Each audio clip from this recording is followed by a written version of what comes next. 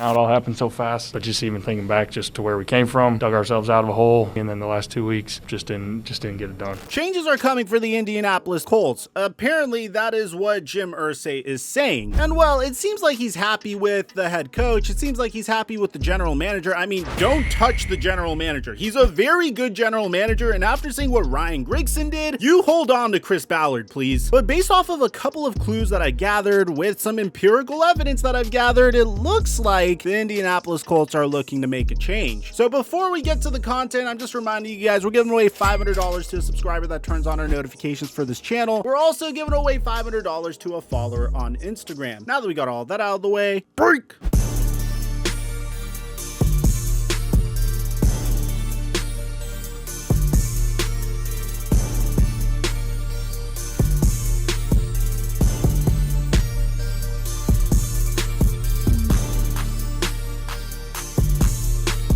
Mic check 1 2 1 2. What's going on, everybody? Did you guys catch the national championship game between Alabama and Georgia on Monday night? It was an absolute classic, but I think the one part that was very wholesome to me was when Reggie Wayne tweeted out that he was looking for Andrew Luck because he heard that Andrew Luck was at Lucas Oil Stadium. So Andrew Luck did make his return to Lucas Oil Stadium and did some commentary with his fellow number 2 overall pick, Robert Griffin III. It just blows my mind that these two were drafted a decade ago, and one of the most exciting quarterback pairs to be selected at the top of the NFL draft in NFL history, and now both of them are pretty much retired. It's kind of sad, and it just gives you an idea of the nature of the business, but look at how happy Andrew Luck seems to be to not play football. I tweeted out this past weekend that one of the biggest what ifs in NFL history is always going to be, what if Andrew Luck stayed with the Indianapolis Colts? Because during the time that he did retire, the Indianapolis Colts finally got him an offensive line that he deserved, got a remarkable suffocating ball hawking defense for him as well, and finally got him the weapons he needed to make a Super Bowl run, which kind of kills us all as NFL fans, but it's no skin off of Andrew Luck's back because the man seems very happy. Indianapolis Colts fans, on the other hand, I can't say the same thing. This past offseason, the Colts made a blockbuster trade, and the thinking and the rationale made a lot of sense. I know it didn't work out, but all you could ask for in these times is that they make moves that at least make logical sense. And in the case of trading a 3rd round pick and a conditional 2nd round pick, which became a 1st round pick for Carson Wentz, the logic was simple. Former number 2 overall pick, had some near MVP seasons until unfortunately he got hit with some injuries at the wrong time. He had the most success in his career when the Colts head coach, Frank Reich, was his offensive coordinator. So maybe reuniting the two is what Carson Wentz would need in order to recapture his magic. So how did his first season go? Well, the entirety of his first season, if you just look at his bare bones stats, it's very simple. 62% completion percentage, 27 touchdowns, 7 interceptions, 3,500 passing yards. He also had a player that was considered to be the MVP up until, you know, the meltdown we're going to get to in just a second, which definitely, if you have a halfback that is as dominant as Jonathan Taylor is, then your job as a quarterback is significantly easier. And I'm sure we could all agree to that. Now, here's what's scary, because we're going to make some comparisons to last year with Phillip Rivers. It seems like Carson Wentz might be on his way out, and I'll get to why in just a second. If I was to summarize and just give my basic impressions of Carson Wentz's first season,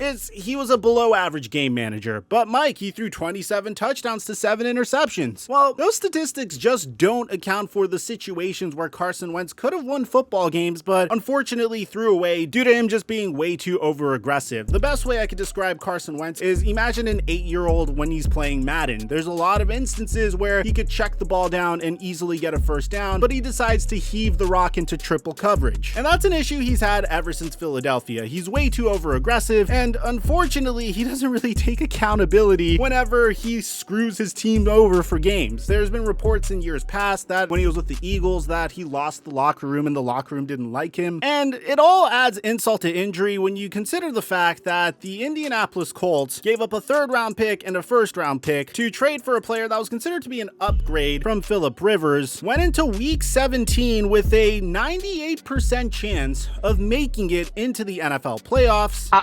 Playoffs? Playoffs? And all they had to do was beat the Las Vegas Raiders and the Jacksonville Jaguars. The Las Vegas Raiders had a really tough season, and they've overcome a lot of adversity recently, but the Jacksonville Jaguars were a gimme. I mean, with all due respect, I'm sure we've all seen the cliche line where a head coach goes to his team and says, "Our playoffs start from now." And in the Indianapolis Colts case, their playoffs started from playing the Jacksonville Jaguars. And what ended up happening? Well, Carson Wentz only had one touchdown, threw for 148 yards, 59% completion percentage against the Las Vegas Raiders, which, okay, I guess you could say that Mad Max Crosby is a very imposing and terrifying guy. Maybe that's the reason why Carson Wentz wasn't able to succeed. And then once again, he gave the Indianapolis Colts a finale that we would never forget, throwing one touchdown, one interception, 58% completion percentage against the Jacksonville Jaguars, and oh, there's also this incredible fumble that he had. The Indianapolis Colts would only put up 11 points against the Jacksonville Jaguars, who are reeling from an absolute dysfunctional season under Urban Meyer, and in addition to that are this year's #1 overall pick, so officially the worst team in the NFL. And as a result of that, it seems like, according to Jim Irsay, big changes are coming. So we don't make videos based off of just things I decide to say in my own personal analysis. We make videos based off of factual information that we get from the media, or at least we hope it's factual. Fake news. So according to this, Jim Irsay has stated that big changes are coming, but Frank Reich and Chris Ballard are safe. So that only means one thing: big moves in terms of players. Who do you guys think is coming? So in this instance, the #1 guy that pops up into our mind is clearly Carson Wentz. It's probably a very difficult contract to trade at this point, considering the fact that he signed a max contract very recently, and the Colts paid up a first-round pick and a third-round pick to get him, and they're probably stuck paying off the remainder of that contract. It's really sad because, once again, if Andrew Luck was there, I feel like the Colts would be in a sick situation. Ryan Grigson completely screwed that up and mismanaged his career. It sucks. But in addition to that, there is something that definitely will catch your eye, because last year when the Indianapolis Colts lost in the playoffs, if you paid attention to Frank Reich's language, when he was asked, "Hey, do you want Phillip Rivers to come back and play for the Colts?" he said, "As I sit here right now, yes, I want Phillip Rivers to be my starting quarterback next year." Well, Phillip Rivers would retire and the Colts would trade for Carson Wentz, but what happens this year? When Frank Reich was asked if Carson Wentz would be the starting quarterback next year, Frank Reich wouldn't answer. He came out and said, "We loved the team that we had this year. We knew everyone we brought in this year. We expected to play winning football. Next year's roster will be next year's roster. I don't want to open it up about one player and then starting to talk about all of them," dancing around the fact that, okay, I don't want to say yes, but I don't want to say no. This is a very intelligent thing to do. Now look, he might be trying to convince Phillip Rivers to come back instead of retiring with the Indianapolis Colts, which is what he might have been doing last year, but it's very telling because he's not going to go up and tell the media, "No, I do not want Carson Wentz to come back next year at all whatsoever." As a matter of fact, we are covering Ben Simmons on my NBA channel, and his head coach did something very similar at the end of the playoffs last year as well. When he was asked if Ben Simmons was a point guard that could start for a championship team, the coach just straight up said, "I don't know that." As a result, Ben Simmons hasn't played basketball since. He's been holding out. It's a whole mess, and we have a different channel called The Flight Mike if you want to catch up on NBA news. But in this instance, it seems very clear that the Indianapolis Colts might be having some buyer's remorse in regards to Carson Wentz. I feel really bad because it seems like they've been playing quarterback roulette for so long with such a good team, and it's just a shame that they can't find the guy. And now at this point, they don't really have assets either. I would say it'd be remarkable if they could somehow swing a trade for Deshaun Watson, but they don't have the assets to do so. Maybe if they want to package their future first-round picks down the line, not this year, but next year and the year after, this would be a remarkable landing spot for Deshaun Watson. And given the fact that the Miami Dolphins let go of Brian Flores as a head coach, it seems like Deshaun Watson doesn't want to go to the Dolphins anymore. And he wasn't really that big on the Washington football team initially. He wasn't really big on the Philadelphia Eagles, and the Eagles seem to really like Jalen Hurts now that Hurts led them to the playoffs. So it seems like the Indianapolis Colts are stuck. They're stuck with a bad contract and they're stuck without a quarterback. So we'll have to keep an eye on this situation, but it seems like Carson Wentz's career with the Indianapolis Colts could end soon. Let me know what you guys think about this in the comment section down below. Aside from that, I'm your boy Mike. I'm dropping our mic until our next upload.